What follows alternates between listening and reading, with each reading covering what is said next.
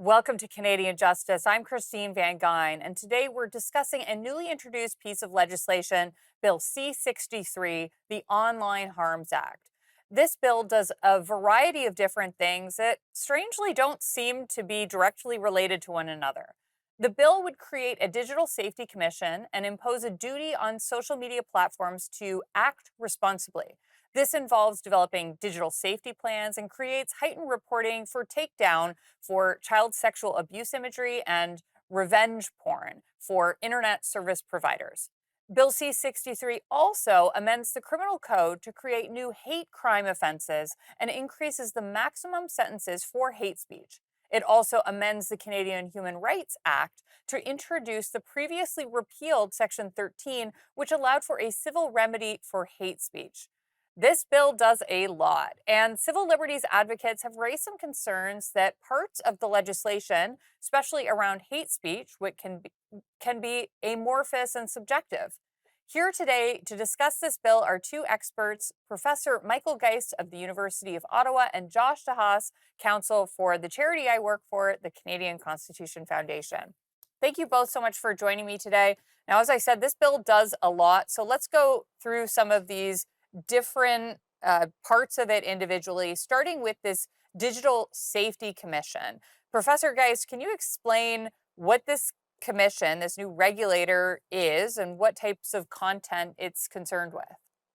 Sure. So I mean, the government has established, as you mentioned, this Online Harms Act, which deals with seven harms. We can get into those harms in particular, and I think understandably there is need to have some kind of enforcement mechanism. The focus of this part of the bill is by and large the responsibilities of the large internet platforms. What are they required to do to mitigate some of those harms? And if I guess I'm assuming that the government looked at the landscape and said, well, the CRTC, the Broadcast and Telecom Regulator, is not a suitable place to do this. The government itself is certainly not a suitable place. You'd have real concerns about the government itself issuing these kinds of orders. So I think there was, in fairness, a need to establish a new form of regulator, and this would be the Digital Safety Commission. I think, and we can get into it, there have been some concerns expressed around the kinds of powers that they have, whether or not there's sufficient oversight associated with it. So I think its existence is likely necessary if you're going to create this kind of framework. But I think to engender the sort of trust that you'd want to see with this kind of legislation, I think a bit better approach to some of the checks and balances was needed. Yeah, so Professor, what are some of those harms? I know there's child sexual abuse, terrorism, but and also revenge porn or non-consensual release of of intimate images. But there's also content that foments hatred would be one of these Mhm. harms, and incitement to bullying. What can you tell us about? I think we know what we know what child sexual abuse imagery is and terrorism, but what can you Mhm. tell us about the bullying aspect in particular? And then maybe I'll have Josh speak on the hate speech aspect. Sure. So the bullying provision is focused specifically on child bullying. It's not general bullying. And the legislation speaks to that as content that, given the context in which it's communicated, could cause serious harm to a child's physical or mental health, where it's reasonable to suspect that that content has been communicated, and this is important, for the purpose of threatening, intimidating, or humiliating the child. So we're not talking about general bullying. We're only talking about bullying in the context of children, and we're talking with a very specific standard about what that would mean. Now, Josh, anything you want to add on bullying, or maybe you want to move on to the power of this new proposed regulator to deal with hate speech?